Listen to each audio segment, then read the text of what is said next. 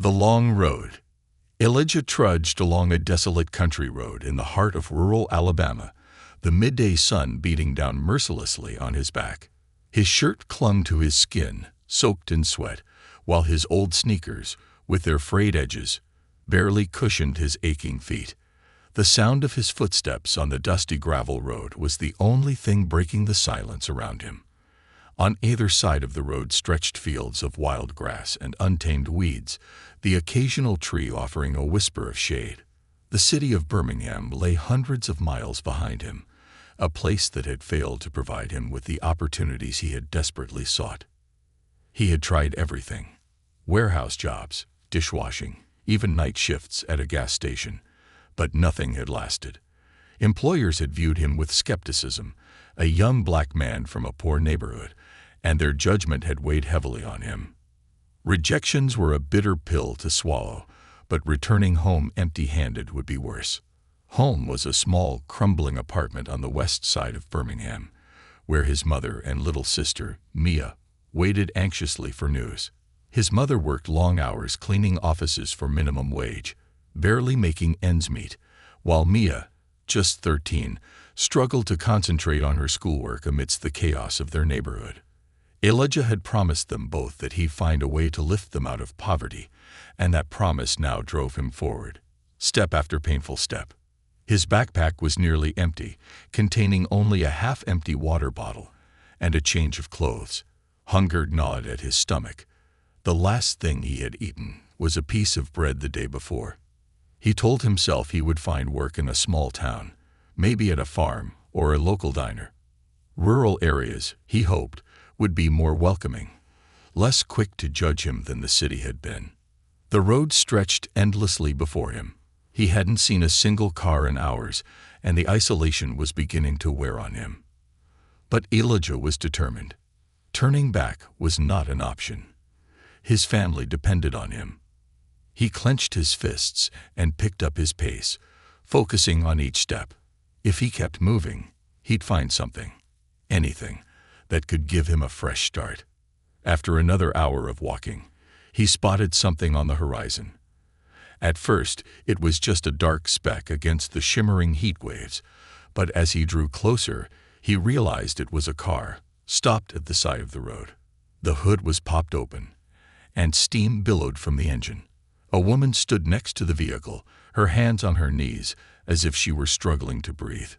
Elijah quickened his pace. As he got closer, he noticed she was visibly pregnant, her face flushed, and her expression one of pain.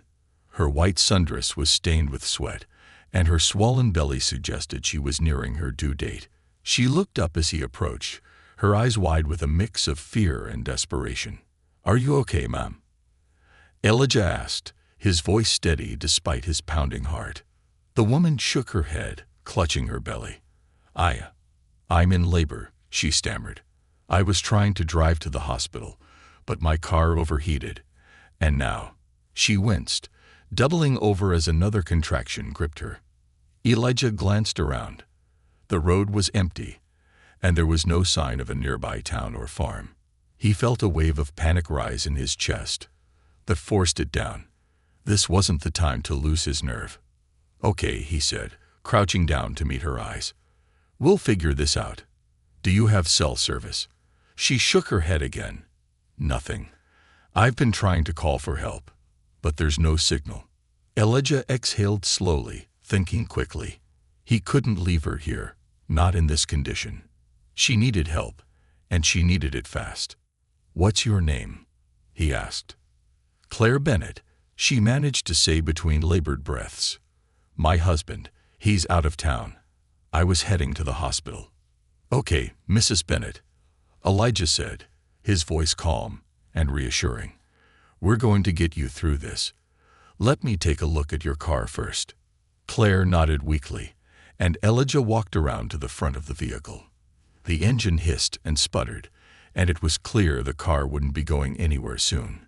He checked the trunk and found a spare tire, a jack, and a small toolbox. The flat tire was still attached, but that was the least of their problems now. He returned to Claire, who was sitting on the ground, leaning against the car. Her contractions were coming faster now, and her face was pale. Elijah felt a surge of urgency. They didn't have time to wait for help. He had to act. "Mrs. Bennett, I'm going to need you to lie down," he said, helping her move to a patch of grass beneath a nearby tree. He used his backpack as a makeshift pillow and offered her the last of his water.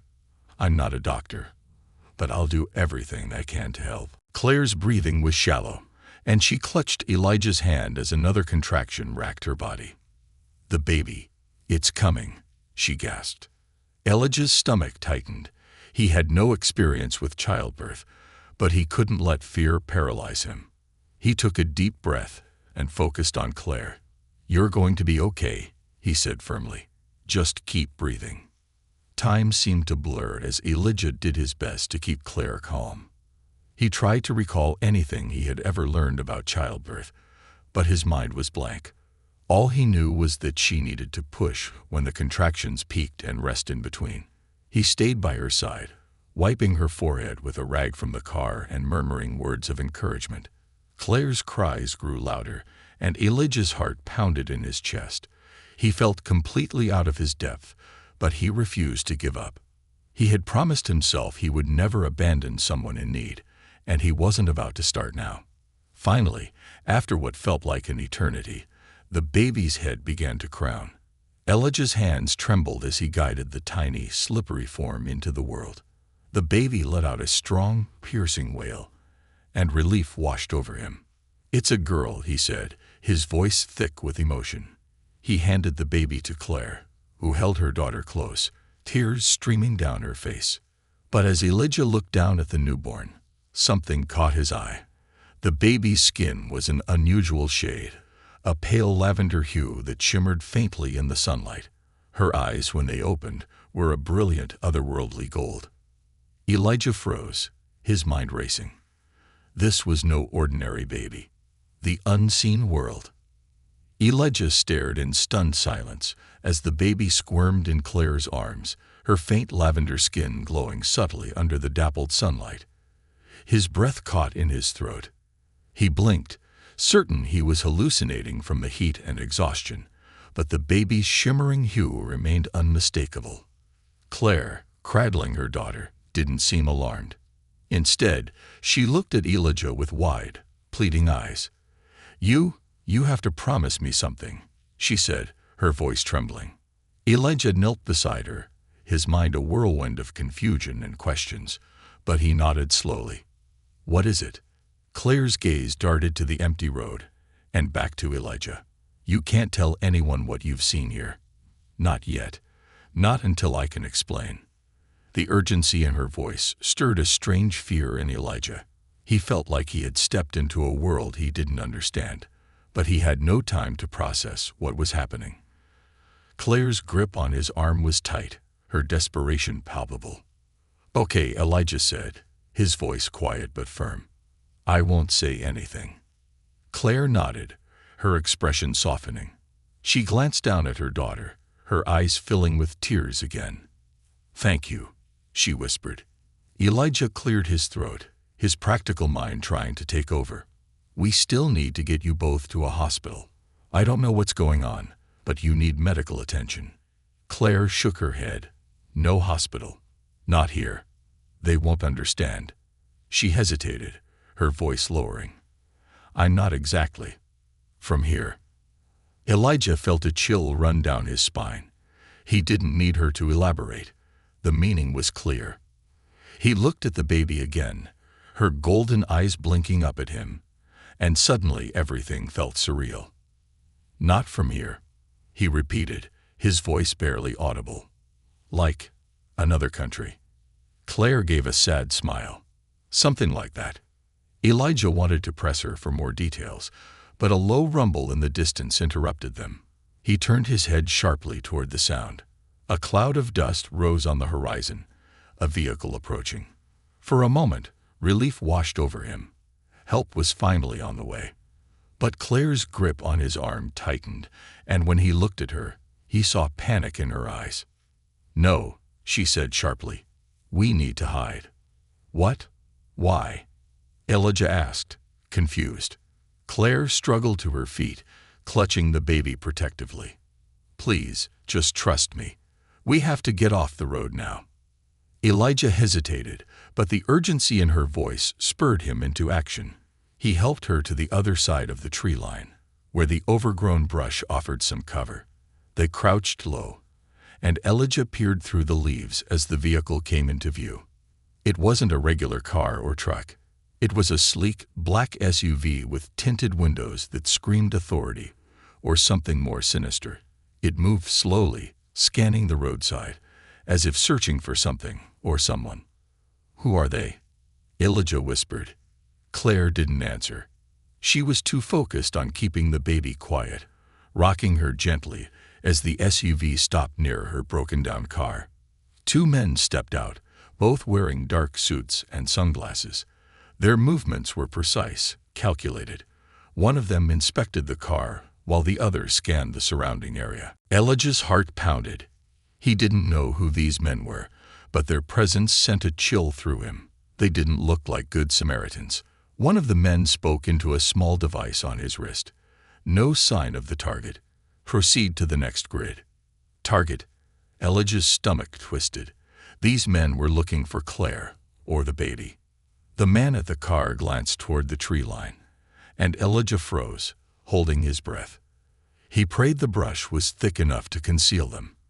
After a tense moment, the man turned away and climbed back into the SUV. The vehicle roared to life and sped off, leaving a trail of dust in its wake. Elijah exhaled deeply, his hands trembling. "Who were they?" he asked, turning to Claire. She shook her head, tears brimming in her eyes. "People who can't be trusted. They'd been following me for months, waiting for this moment." This moment. Elijah's voice rose slightly, but he kept it quiet. "You mean the baby?" Claire nodded, her expression pained. "She's special, more special than you can imagine." Elijah leaned back against the tree, his mind racing. He had always considered himself a practical person, grounded in reality. But this situation was something straight out of a science fiction movie. A woman giving birth to a glowing, lavender-skinned baby on the side of a deserted road. Mysterious agents in black SUVs. It was too much to process. "Look, I don't know what's going on," Elijah said after a long silence, "but I can't just leave you here. If those guys come back." "They will," Claire interrupted, "and they won't stop until they find us." Her words hung heavy in the air. Elijah looked at the baby, who had fallen asleep in Claire's arms. He thought about his family, about the life he had left behind in Birmingham, and he realized he was in over his head. But something about the situation, about Claire's desperation, and the innocence of the baby, made him feel like he couldn't walk away. "What do you need me to do?" he asked finally. Claire looked at him with a mixture of relief and gratitude. "There's a safe place nearby, a shelter. They can help us, but we need to move quickly." Elijah glanced down the road. The sun was starting to set, casting long shadows across the landscape. The thought of traveling at night didn't sit well with him, especially with those men still out there. But they didn't have a choice. "Okay," he said. "Let's go." Claire nodded and adjusted the baby in her arms. Elijah helped her to her feet, and together they began walking through the trees, away from the road. The terrain was rough, and Claire stumbled a few times, but Elijah was always there to steady her. As they moved deeper into the woods, Elijah couldn't shake the feeling that they were being watched. The hair on the back of his neck stood on end, and every rustle of leaves or snap of a twig made him jump. He tried to push the fear aside and focus on getting Claire and the baby to safety. After what felt like hours, Claire pointed to a faint light in the distance. "There," she said, her voice barely above a whisper. "That's the shelter." The light grew brighter as they approached, revealing a small, unassuming cabin nestled among the trees. Claire knocked on the door in a specific pattern, and after a moment, it creaked open. An older woman with sharp eyes and a no-nonsense demeanor stood in the doorway. Her gaze swept over Claire and the baby before landing on Elijah. "Who's he?" the woman asked, her tone wary. "He's with me," Claire said. "He saved us." The woman hesitated, then nodded. "Come inside. Quickly." Elijah followed Claire into the cabin, his senses on high alert. The inside was sparse but functional, with a few cots, a wood-burning stove, and shelves lined with supplies. The older woman closed the door behind them and locked it with several heavy bolts. "You're lucky you made it," the woman said, her eyes still on Elijah. "The patrols have been thick tonight." "Who are you?" Elijah asked, unable to keep the question in any longer. The woman didn't answer right away. She moved to a cabinet and retrieved a bottle of water and a blanket, handing them to Claire. "Drink," she instructed, "and rest. You'll need your strength." Claire took the water gratefully and sat down on one of the cots, the baby still cradled in her arms.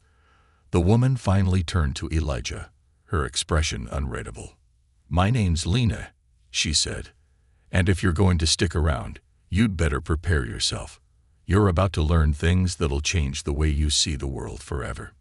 Elijah swallowed hard, the weight of her words sinking in. He had a feeling she was right. The truth unveiled. The air inside the cabin was heavy, the flickering light from an old oil lamp casting long, wavering shadows on the wooden walls. Elijah sat on a small stool near the door, his mind a swirl of unanswered questions. Claire was lying on a cot, her baby nestled in her arms, while Lena, the older woman, stood by the window, peering out through a small crack in the curtains. "All right," Lena said finally, turning to face them. "I suppose it's time you knew what you've gotten yourself into." Her gaze fixed on Elijah, sharp and assessing. "You're not just dealing with a stranded woman and her baby. This is bigger than you can imagine." "I gathered that much," Elijah said, his voice low but steady.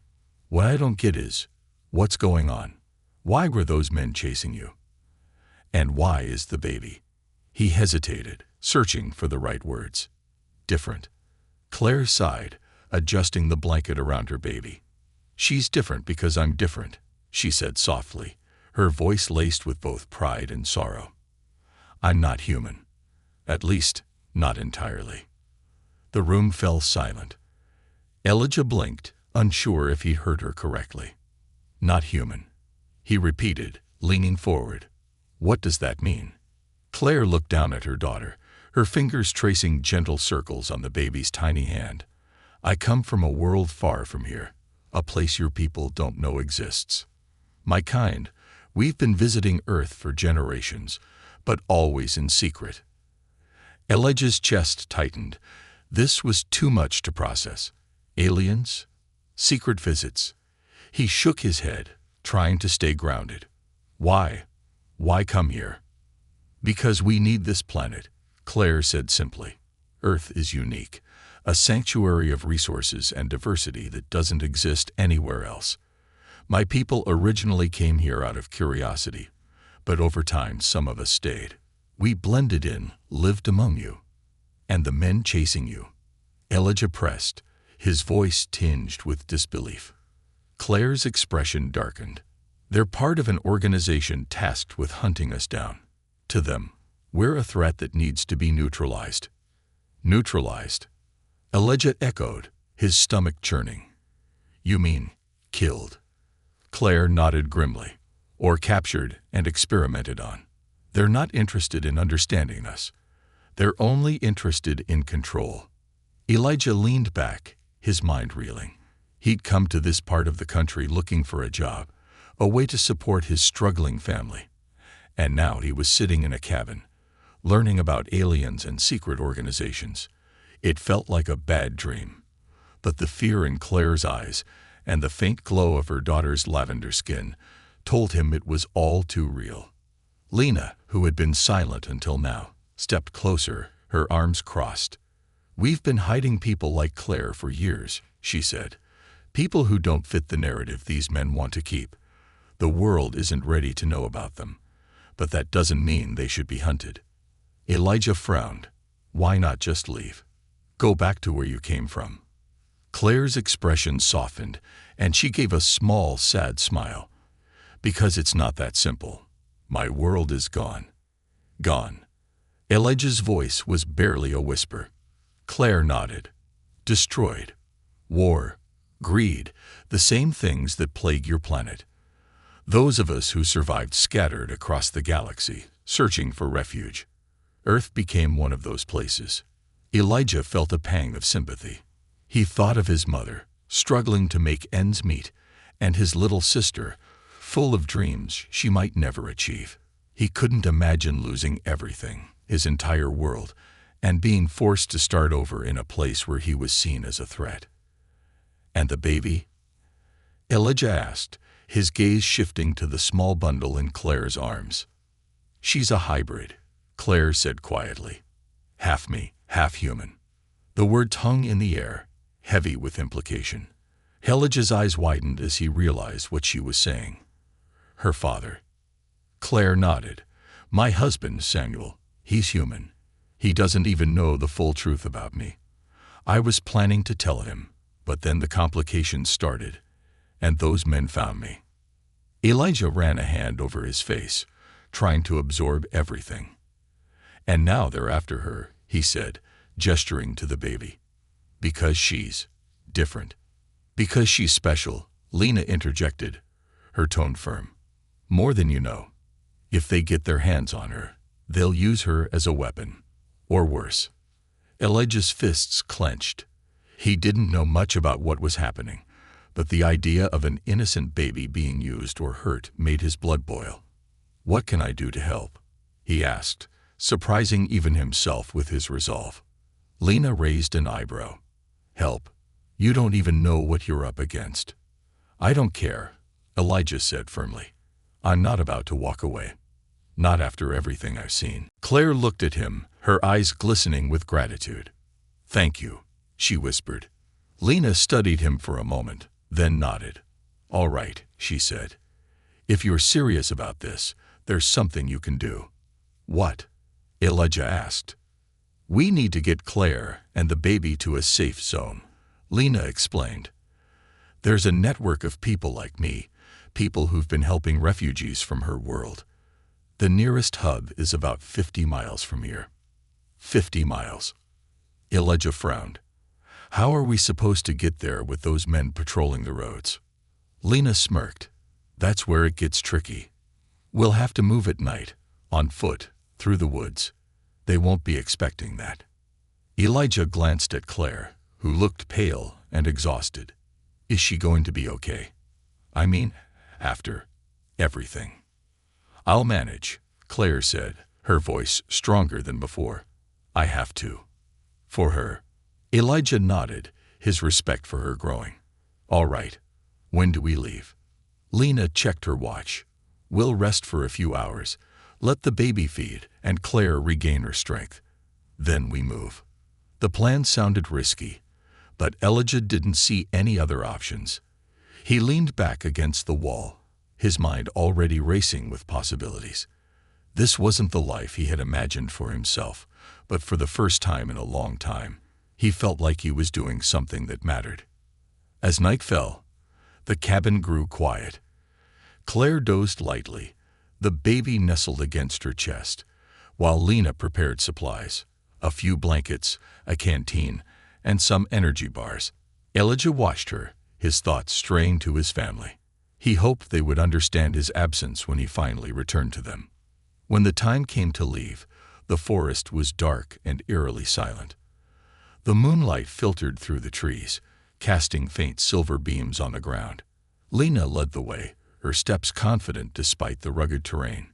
Claire followed, holding the baby close, while Elijah brought up the rear, his eyes scanning for any signs of danger. The journey was grueling. Branches snagged at their clothes, and the uneven ground made every step a challenge. But they pressed on, driven by the knowledge that stopping could mean disaster. Hours later, just as dawn began to break, they'd reached a narrow river. Lena paused, her eyes scanning the opposite bank. The hub is on the other side, she said. We're close. Relief flooded Elijah, But it was short-lived. A low hum in the distance made his heart sink. He turned and saw a black drone hovering above the treetops, its red lights blinking ominously. "They found us," Claire whispered, clutching her baby tightly. Lena swore under her breath. "Run," she shouted. "We're out of time." Elijah didn't hesitate. Grabbing Claire's free arm, he helped her across the shallow river, the icy water biting at his legs. The drone's hum grew louder, and he knew they had to reach the hub before the men arrived, or risk everything. A race against time. The icy river water soaked Elijah's jeans as he guided Claire across, his feet slipping on the smooth rocks beneath. Claire clutched the baby tightly, her face pale but determined. Behind them, the ominous hum of the drone grew louder, its red lights slicing through the early dawn like a hunter zeroing in on prey. "Move faster," Lena barked, already on the opposite bank, scanning the treetops for more signs of pursuit. She carried a bundle of supplies on her back, her movements quick and practiced. "They won't wait for us to get comfortable." Elijah hauled Claire up onto the bank, breathing hard. His arms burned, his legs trembled, but the sight of the frightened mother and her fragile child reignited his resolve. They didn't have the luxury of stopping. Not yet. "Where's this hub?" Elijah panted, glancing over his shoulder. The drone hovered menacingly, its lights darting left and right as though searching for them. "About 2 miles north," Lena replied, pointing toward a dense thicket. "But we need to get off this riverbank. It's too exposed." 2 miles. Claire gasped, her voice barely above a whisper. "I don't know if I can make it." Elijah stepped closer, placing a reassuring hand on her shoulder. "You've come this far," he said firmly. "You can do this. We'll make sure you and the baby are safe." Claire nodded, her lips pressed into a thin line. She adjusted the baby in her arms and began following Lena, who was already disappearing into the trees. Elijah brought up the rear, glancing back every few steps to ensure the drone wasn't closing in. As they entered the dense forest, the drone's hum faded slightly, muffled by the thick canopy overhead. Lena led them along an uneven path, moving with the precision of someone who had navigated these woods countless times. Elijah stumbled over roots and rocks, his tired body protesting every step, but he kept going. "What's at this hub?" Elijah asked, his voice low to avoid drawing attention. "Safe passage," Lena replied without looking back. "Resources, people who can help Claire and the baby disappear." "Disappear?" Elijah frowned. "You mean forever?" "That's the idea," Lena said grimly. "As long as they're visible, those men will keep hunting them." Elijah's stomach churned. The thought of Claire and her baby having to abandon their lives, to live in constant fear, felt unfair. But what choice did they have? The alternative was far worse. They trudged through the woods, the early morning light filtering through the leaves. The terrain grew steeper, the air heavier with the scent of damp earth and pine. Claire stumbled on a hidden root, and Elijah caught her before she fell. "Careful," he said, his grip firm. "We're almost there." "Thanks," she murmured, her exhaustion evident. They pressed on, the sound of the drone now a faint memory. For a brief moment, Elijah allowed himself to believe they might make it. But that hope was shattered when Lena came to an abrupt halt, raising a hand to signal silence. "What is it?" Elijah whispered, his heart pounding. Lena didn't answer. She crouched low, her sharp eyes scanning the area ahead. Elijah followed her gaze and saw what had stopped her: faint movement among the trees. A group of figures dressed in black tactical gear was advancing through the forest, their steps deliberate, and their weapons drawn. They'd moved in a sweeping formation, clearly trained to cover ground efficiently. "They've sent a ground team," Lena muttered, her jaw tightening. "They're closer than I thought." "What do we do?" Elijah asked, his voice tinged with panic. "We split up," Lena said decisively. "It's the only way. They're tracking Claire and the baby, but if we create a diversion, we can buy them enough time to reach the hub." "No," Claire said, shaking her head. "I'm not leaving anyone behind." "You don't have a choice," Lena snapped.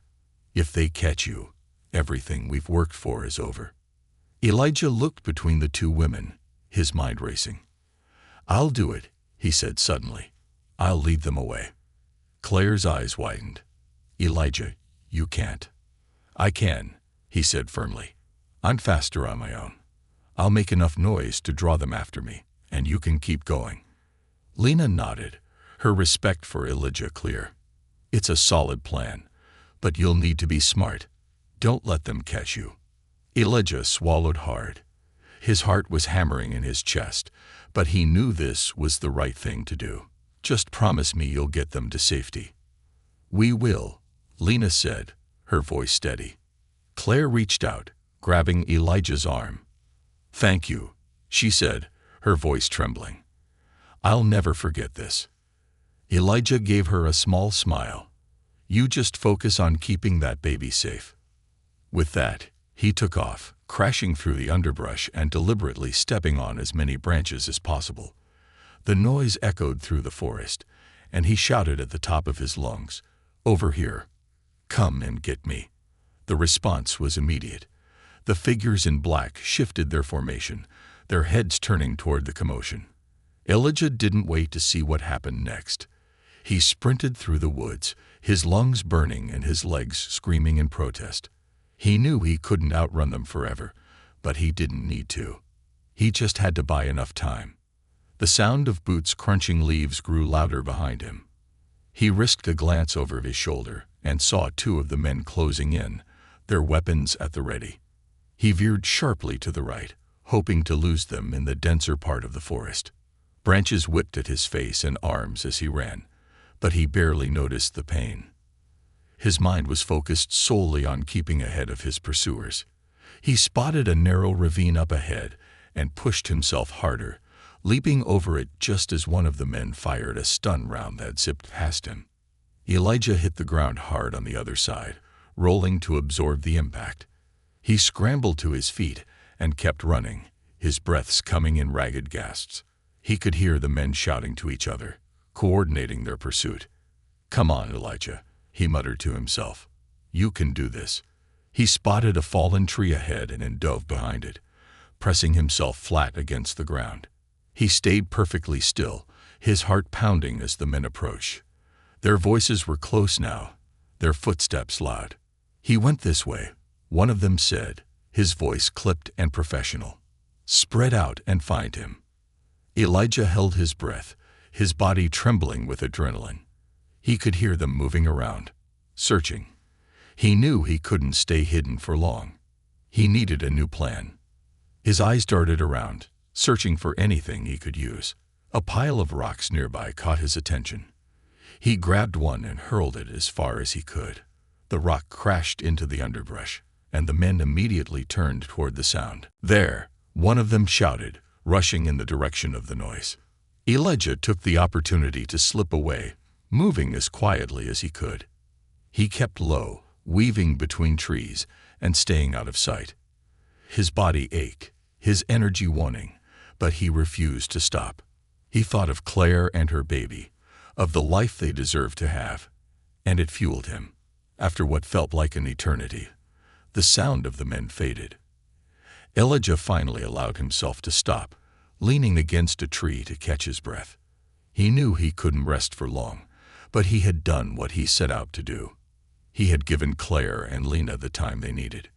Now he just had to find a way back to them, and hope they had made it to safety. Shadows of the unknown. Elijah crouched behind a thick tree, his chest heaving as he tried to regain control of his breathing. The faint shouts of the men pursuing him were growing distant, but he knew better than to assume he was safe. His body ached from the relentless chase, and his mind reeled from the events of the past few hours. Every instinct told him to keep moving, but his legs felt like lead. He allowed himself a moment to think. Claire and Lena were heading toward the hub, and if Lena's confidence was any indication, they were probably safe by now. His role as a decoy had worked, but now he was alone, deep in an unfamiliar forest with no clear path forward. Elijah forced himself to focus. He needed to keep moving north. That's where the hub was, and that's where he'd find Claire and Lena. He couldn't let exhaustion or fear stop him now.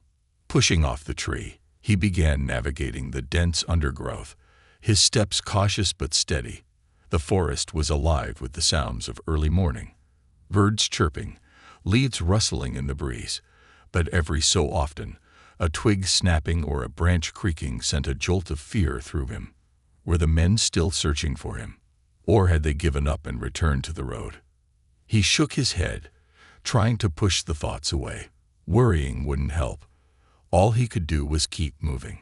The terrain grew steeper as he climbed a small hill, the soft ground giving way to patches of rocky soil. He paused at the top, scanning the area for any signs of pursuit. To his relief, the forest behind him appeared empty. No dark-suited figures, no drones, just the dense canopy and the endless maze of trees. Ahead, the landscape began to shift. The trees thinned out slightly, revealing a series of narrow trails that looked like they had been carved out long ago. Elijah hesitated, unsure which path to take, when a faint sound reached his ears. A low, steady hum, barely audible over the rustling leaves. His heart sank. The drone. Elijah darted off the main trail, diving into a patch of thick underbrush. He lay flat on the ground, his body pressed against the cool earth as the hum grew louder. Through the gaps in the foliage, he saw the drone hovering overhead, its red lights sweeping the ground like a predator searching for prey. He held his breath, his muscles tense as the drone lingered above his hiding spot. Seconds stretched into what felt like hours. Finally, the hum began to fade as the drone moved on, its search continuing elsewhere. Elijah exhaled shakily, his pulse still racing. He waited a few more minutes to ensure the drone was gone before crawling out of the underbrush. His clothes were torn, his arms and legs scratched from the thorns, but he didn't care. He was still alive. He continued north, sticking to the shadows and avoiding open trails. As the morning sun climbed higher, the forest began to feel oppressively hot. Sweat dripped down his face, and his throat was dry, but he pushed through the discomfort. He couldn't afford to stop now. After what felt like hours, Elijah spotted something ahead that made him freeze in his tracks. A small clearing lay just beyond the trees, and in the center stood a lone figure. The man was dressed in tactical gear, his weapon slung over his shoulder as he scanned the area. He appeared to be alone, but Elijah knew better than to assume he was the only one. Elijah's mind raced. He needed to get past the clearing to stay on course, but the risk of being spotted was high. He crouched low, observing the man's movements. The agent seemed to be communicating with someone over a device on his wrist, his voice low and clipped. Elijah searched the area for a distraction. A pile of loose rocks caught his eye, and an idea began to form. Carefully, he picked up a fist-sized rock and hurled it into the trees on the far side of the clearing. The sound of the rock crashing through the branches drew the agent's attention immediately. What was that? The agent muttered, turning toward the noise and raising his weapon. Elijah took the opportunity to slip around the edge of the clearing, staying low and moving as quickly as he could without making noise. His heart pounded with every step, but he managed to reach the other side undetected. He didn't stop to celebrate. Instead, he kept moving, putting as much distance as possible between himself and the agent. By mid-afternoon, the forest began to change again. The trees grew taller and more spaced out, and the undergrowth thinned, making it easier to move. Elijah's pace quickened as he spotted a narrow dirt path winding through the trees. It looked well worn, as though it had been used regularly. He followed the path cautiously, his senses on high alert. After a short while, the sound of rushing water reached his ears. The path led to a small creek, its clear water bubbling over smooth stones. Elijah dropped to his knees at the edge, cupping his hands to drink. The cool water was a blessing, soothing his parched throat and giving him a much-needed boost of energy. As he stood, he noticed something on the opposite bank, a faint mark etched into the bark of a tree. It was a symbol, a circle with an arrow pointing upward. Elijah didn't know what it meant, but something about it felt significant. He crossed the creek, following the path that seemed to lead toward the marked tree. As he moved deeper into the forest, he began to notice more of the symbols, each one guiding him further north. His exhaustion was outweighed by a growing sense of hope. These marks had to mean something. They had to be leading him somewhere safe. Finally, just as the sun began to dip toward the horizon, Elijah emerged into another clearing. This one was different from the others. In the center stood a small wooden structure, barely visible through the surrounding trees. It looked more like a shed than a cabin, but there was something purposeful about its placement. Elijah approached cautiously, his eyes scanning for any signs of danger. As he neared the structure, the door creaked open, and a figure stepped out. "Elijah." Lena's voice cut through the silence, a mixture of relief and disbelief. Elijah exhaled, his shoulders sagging as the tension drained from his body. "I made it," he said, his voice hoarse. Lena stepped forward, her sharp eyes softening, as she took in his disheveled appearance. "I didn't think you'd shake them," she admitted. "But I'm glad you did. Where's Claire?" Elijah asked immediately, his gaze darting past Lena to the cabin. "She's inside," Lena said, gesturing for him to follow. "Both of them are safe." Elijah stepped into the cabin, his eyes adjusting to the dim light. Claire was sitting on a cot, the baby cradled in her arms. She looked up as he entered, her expression a mix of gratitude and exhaustion. "You made it," she whispered, her voice thick with emotion. Elijah nodded, a small smile breaking through his tired face. "I told you I wouldn't let anything happen to you." Claire's eyes filled with tears, but she didn't say anything. Instead, she reached out and squeezed his hand, a silent gesture of thanks that said more than words ever could. Elijah looked around the cabin. It was sparsely furnished, but it felt safe, like a sanctuary hidden from the chaos outside. He knew the danger wasn't over, but for the first time since this ordeal began, he felt a flicker of hope. They had made it this far.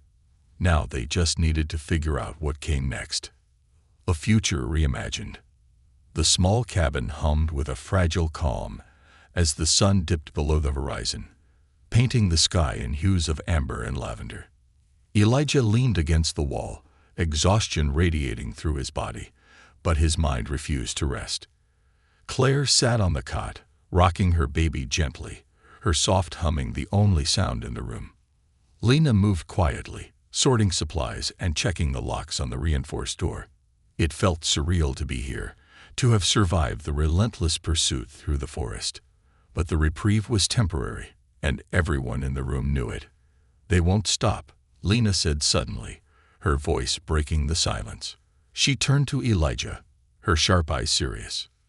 "Those men, the organization, they don't give up. They'll search this entire area until they find us, or until we disappear entirely." Elijah straightened, his jaw tightening. "Then what do we do? We can't keep running forever." "No, we can't," Lena admitted, her voice heavy with the weight of experience. "But we don't have to. There's a way to get Claire and the baby out of their reach. Permanently." Claire looked up, clutching her daughter protectively. "How?" she asked, her voice trembling. Lena hesitated, glancing at the child before meeting Claire's gaze. "The network I'm part of. People like me. We've built safe zones, places where people like you can live without fear of being hunted. They're hidden, secure, and cut off from the grid. Once you're there, you'll be safe." "And how do we get there?" Elijah asked, his voice laced with skepticism. "We barely made it this far." "There's a transport pickup point," Lena explained, "a few miles from here, deep in the forest. It's scheduled for tomorrow night. If we can reach it, the network will take you the rest of the way." Claire's brow furrowed. "But we'd have to leave. Leave everything." "You don't have a choice," Lena said firmly. Staying here puts all of us at risk, especially the baby. You've seen what they're capable of. Do you want her to grow up constantly looking over her shoulder?" Claire's grip on her daughter tightened, tears welling in her eyes. Elijah felt a pang of sympathy. She was being asked to abandon everything she knew for the sake of her child. It wasn't fair, but it was the only way. "I'll go," Claire said finally, her voice resolute. She looked at Elijah, her expression softening. "But what about you? You don't have to come with us. You've already done more than I could ever ask." Elijah hesitated, her words hitting him harder than he expected. He thought of his family back in Birmingham, his mother and little sister waiting for him to come home with good news. He thought of the promises he'd made to himself to make a better life for them. But then he looked at Claire, at the baby nestled in her arms, and he felt an overwhelming sense of purpose. They needed him. And for once in his life, he felt like he was exactly where he was supposed to be. "I'm coming with you," he said, his voice steady. "I can't just walk away now." Claire's eyes filled with gratitude, and she nodded. "Thank you."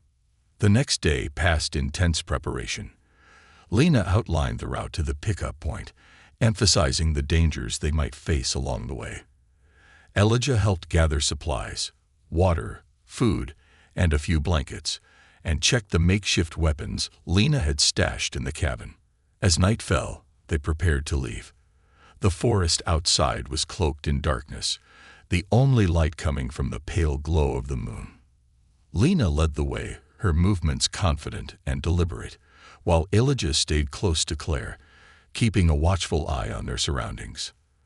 The journey was slow and cautious, every sound in the forest magnified by the stillness of the night. The baby remained quiet, as if sensing the gravity of the situation. Claire clung to her tightly, her face set in determination. Hours passed, and the group finally reached a narrow ravine. A crude wooden bridge stretched across it, swaying slightly in the breeze. Lena paused, scanning the area for any signs of danger. "This is it," she whispered. "The pickup point is just on the other side." They crossed the bridge one at a time, the creaking wood adding to the tension. Elijah went last, his every sense on high alert.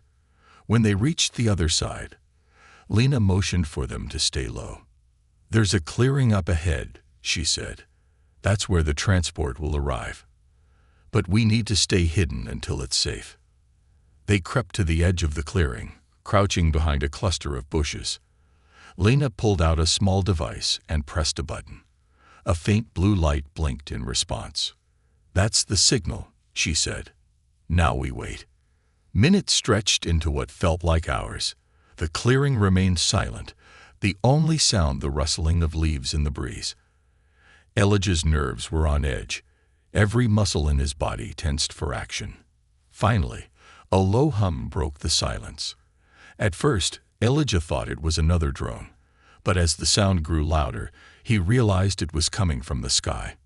He looked up and saw a sleek, triangular craft descending into the clearing, its dark surface glinting faintly in the moonlight. "That's it," Lena said, her voice a mix of relief and urgency. "Let's move." They stepped into the clearing, the craft's rear hatch lowering to reveal a dimly lit interior. A figure stepped out, dressed in gray and wearing a helmet that obscured their face. They gestured for the group to approach. "This is your transport," Lena said to Claire. "Once you're on board, they'll take you to the safe zone." Claire hesitated, looking at Lena and then at Elijah. "What about you?" "I'll be fine," Lena said with a small smile. "This is what I do. Go, keep her safe." Claire turned to Elijah, her eyes filled with unspoken gratitude. "Are you sure about this?" she asked. Elijah nodded. "I've never been more sure of anything." Together, they stepped onto the craft, the baby still cradled in Claire's arms. The figure in gray guided them to seats and secured the hatch behind them. As the craft lifted off, Elijah looked out the small window, watching the forest disappear below. For the first time in a long time, he felt a sense of hope. This wasn't the life he had planned, but it was a life that mattered.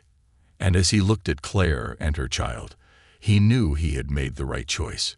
The craft soared into the night, carrying them toward an uncertain future. But for the first time, that uncertainty didn't feel like a threat. It felt like a chance to build something new, something better. A chance to protect not just one life, but the possibility of a brighter tomorrow. The journey beyond. The hum of the craft filled the cabin, a steady, rhythmic sound that seemed to mirror the pulse of Elijah's racing thoughts.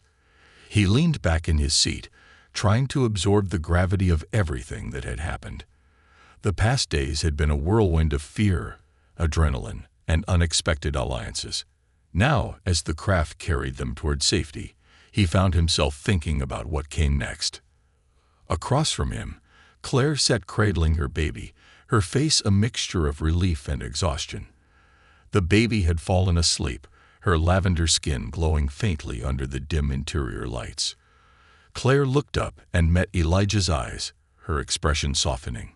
"You didn't have to do this," she said quietly, her voice barely audible over the hum. "You could have walked away." Elijah shook his head. "I couldn't. Not after everything. You and your daughter deserve a chance to be safe." Claire's lips curved into a faint smile. "You've done more for us than I could ever repay." "You don't owe me anything," Elijah said firmly. "Just focus on keeping her safe. That's all that matters." The figure in gray, seated at the front of the craft, turned slightly. "We'll reach the first checkpoint soon," they said, their voice distorted slightly by the helmet. "It's a temporary stop to refuel and transfer supplies. After that, it's another few hours to the safe zone. Is it secure?" Claire asked, her grip tightening on the baby. The figure nodded. "Completely. The network has worked for years to keep these locations hidden. Once you're there, you'll be beyond their reach." Elijah's brow furrowed. "But for how long? They have drones, teams on the ground. They're relentless." "That's true," the figure said, their tone calm but firm. "But they can't chase what they can't find. The safe zone is off-grid. No tracking, no signals. It's as if you disappear completely." Elijah exchanged a glance with Claire. The promise of safety sounded too good to be true, but they had no choice but to trust these people. For now, it was the best option they had. The craft descended smoothly into a hidden valley, its sleek design blending seamlessly with the surrounding landscape. The checkpoint was little more than a concealed bunker built into the hillside, its entrance barely visible from the air. As the hatch opened, cool night air rushed into the cabin, carrying the scent of pine and damp earth. Elijah stepped out first, scanning the area. The bunker's lights cast a soft glow over the immediate surroundings, but beyond that, the forest loomed dark and silent. A few figures emerged from the bunker, their movements swift and purposeful. They were dressed in similar gray uniforms, their faces obscured. "This way," one of them said, motioning for Claire and Elijah to follow. Inside, the bunker was surprisingly spacious, its walls lined with shelves stocked with supplies, medical kits, non-perishable food, tools, and even weapons. A small group of people worked methodically, organizing gear and preparing for the next transport. Claire clutched the baby tightly as they were led to a quieter corner of the bunker. One of the workers approached with a blanket and a bottle of water, offering both to Claire with a kind smile. "You'll have a few hours to rest here," the worker said. "Then the final transport will take you to the safe zone." "Thank you," Claire said, her voice filled with gratitude. Elijah sank onto a nearby bench, the weight of the past few days catching up with him. His muscles ached, his head throbbed, but he couldn't relax. The thought of the organization still hunting them kept him on edge. One of the gray-clad figures approached him, sitting down on the bench beside him. "You've done a lot for them," the person said, their tone neutral but tinged with curiosity. Elijah glanced at them, his expression wary. "I did what anyone would have done." "Not anyone," the figure said. "Most people would have run the other way." Elijah didn't respond immediately. Instead, he stared at the floor, his thoughts drifting to his family. He wondered what his mother and sister were doing, if they were worried about him, if they thought he'd given up. "Why are you helping them?" Elijah asked finally, his voice quiet. "What's in it for you?" The figure was silent for a moment, as if weighing their answer. Some of us have seen what happens when people like Claire and her child are left to fend for themselves. It's not pretty. We believe in giving them a chance, in protecting them from a world that isn't ready to understand. Elijah nodded slowly. "I guess I believe in that too." The figure stood, placing a hand on his shoulder briefly. "Get some rest. You've earned it." Hours later, the final transport arrived, a larger craft, built for speed and stealth. The workers quickly loaded supplies while Claire and Elijah boarded. The interior was quieter than the first craft, its hum barely audible. Claire settled into a seat, the baby stirring slightly in her arms, but not waking. Elijah sat beside her, his gaze fixed on the window. As the craft lifted off, the bunker disappeared from view, replaced by a vast expanse of forest and hills. The journey felt surreal, as though he were leaving one world behind and entering another. "Do you think we'll ever go back?" Claire asked suddenly, her voice breaking the silence. Elijah turned to her. "Back to where?" "To a normal life," she said, her eyes filled with a mix of hope and fear. "A life where we're not running, where she can grow up without being afraid." Elijah hesitated, unsure of how to answer. "I don't know," he admitted, "but I think you'll find a new kind of normal. A life where she can be safe and happy." Claire smiled faintly, her gaze shifting to her daughter. "That's all I want." When the craft finally touched down, the view outside was unlike anything Elijah had expected. The safe zone was nestled in a hidden valley surrounded by towering mountains, its location shielded from prying eyes. Small, dome-shaped structures dotted the landscape, each one designed for sustainability and self-sufficiency. People moved about, their faces relaxed but purposeful, a sense of community evident in their interactions. As they stepped off the craft, a man approached, his demeanor warm but professional. "Welcome," he said, extending a hand to Claire. "You're safe now." Claire's shoulders sagged with relief, tears slipping down her cheeks. Elijah stayed close, his protective instincts still on high alert, but even he could feel the change in the air. This place was different. A sanctuary, far removed from the chaos they had left behind. Over the next few hours, they were shown to a small but comfortable dwelling where Claire and her baby would stay. The man assured them that all their needs would be met, that they would be given time to heal and adjust. As night fell, Elijah stood outside the dwelling, staring up at the star-filled sky. For the first time in what felt like forever, the tension in his chest began to ease. He didn't know what the future held, but he knew one thing: he had made the right choice. When Claire stepped out to join him, the baby sleeping soundly in her arms, Elijah turned to her with a faint smile. "This is a good place," he said. Claire nodded, her expression thoughtful. "It is. And it's thanks to you." Elijah shook his head. "You would have made it with or without me." "No," Claire said firmly. "We wouldn't have. You saved us, Elijah, and I'll never forget that."